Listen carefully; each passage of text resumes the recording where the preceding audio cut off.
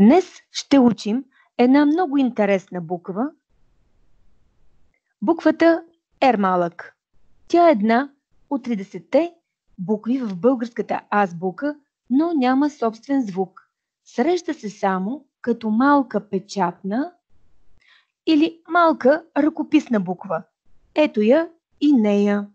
Печатна буква R малък. Гледаме само буквичката R малък. След малко ще говорим за буквосъчетание R малък О. Да видим как се пише буквосъчетание R малък О, но най-вече ръкописна буквичка R малък. Работите винаги в малкият ред. Започвате от средата на малкият тесен ред, вдигате нагоре и след което следва овалче, след като слезете надолу. В думите ще я срещнем винаги с буквата на гласния звук О, както видяхте преди малко. Те образуват буквосъчетание R малък О. Нещо много важно. Няма дума в съвременния български книжовен език, която да започва с R малък или да завършва с R малък.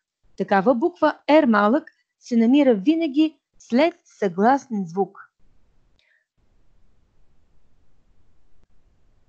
Ето така.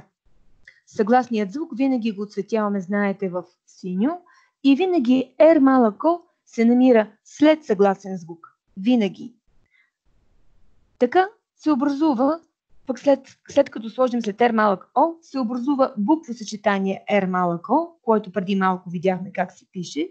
Много често с това буквосъчетание се пишат много професии. Да видим днешният урок по четене. Какъв да стана? Чакаме бъдеще. Даже не зная. Първо на първо какво да мечтая. Сръчен съм, лесно е майстор да стана. И занаят интересен да хвана. Няма да бъда цял живот ученик.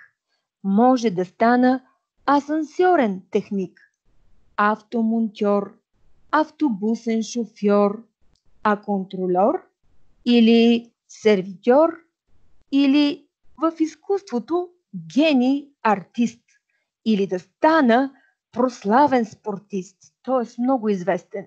Може боксьор или канкьор и спринтьор или треньор на отличен отбор. На шампион с развят трикольор. Трикольор, това са църите цвята на българското знаме. Бяло, зелено и червено. Нашият национален флаг. Или пък ще се излежавам и просто с малко магия ще стана магиосник. Хайде да видим как ще свържем думите отляво. Да ги прочетем. Шофьор. Какво прави шофьорът? Той шофира. Боксьор.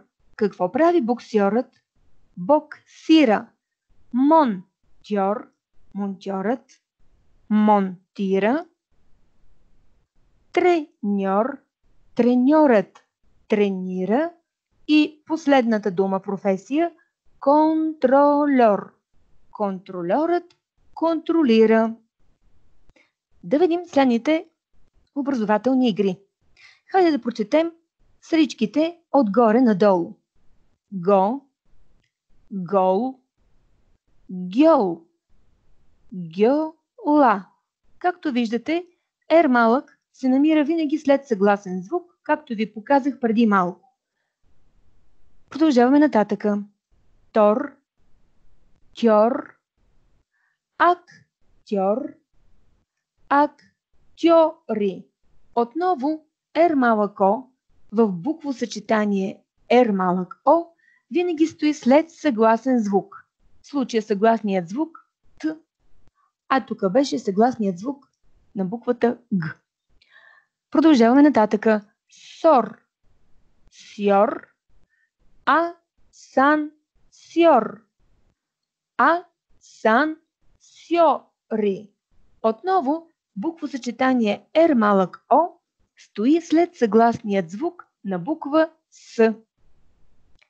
Продължаваме с следващото упражнение. Казва се избягалите букви. Допиши думите с правилното буквосъчетание. Въведи верният отговор в празното поле, за да завършиш изреченията и натисни бутона Провери. Започваме да пишем.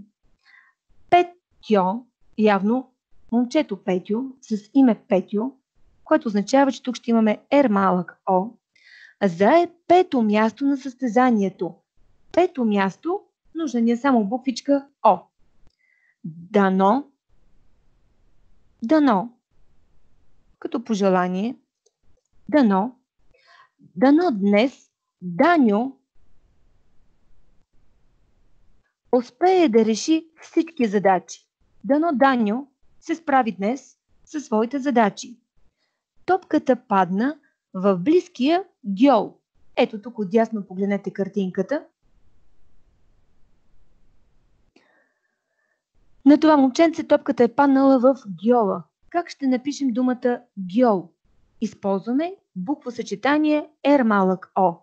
И Ваню, отново ще използваме R малък О, не успя да вкара какво? Гол. Хайде да проверим дали правилно сме работили. Това е правилно. Продължаваме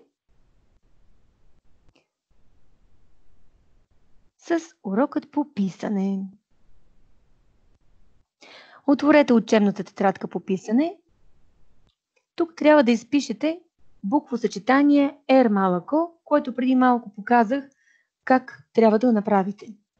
Започвате само пишете в малкия тесен ред, започвате от средата на тесния ред в посока отгоре надолу. Пишете R малък и до него буквичката О. Това изписвате в първият ред, във вторият ред и в третият ред. Да почетем думите отляво. Тук има две думички, които трябва да напишете в четвъртия ред, а това са думи, които съдържат буквосъчетание R малък О. Да почетем всички думи. Син, синьо, леля, лельо. Думите с буквосъчетание R малък О са думите синьо, напишете го на този ред, и думата лельо, напишете го на четвъртият ред. Много имена в българският език завършват с буквосъчетание R малък О. Такива имена са Петьо, Петло, Ваньо, Тарло. Както виждате, буквосъчетание R малък О винаги стои след съгласен звук. Накрая упражненията завършват с думичките в тази ръка. Това са професии. Хайде да ги почетем. Четем първо по вертикал. Шофьор, контрольор, фризьор, сервитьор и монтьор. Познате са ви тези думи от учебника по четене, които преди малко четохме. Напишете думите в тези редове на учебната тетрадка. Това беше от мене, деца. Довиждане, до нови срещи!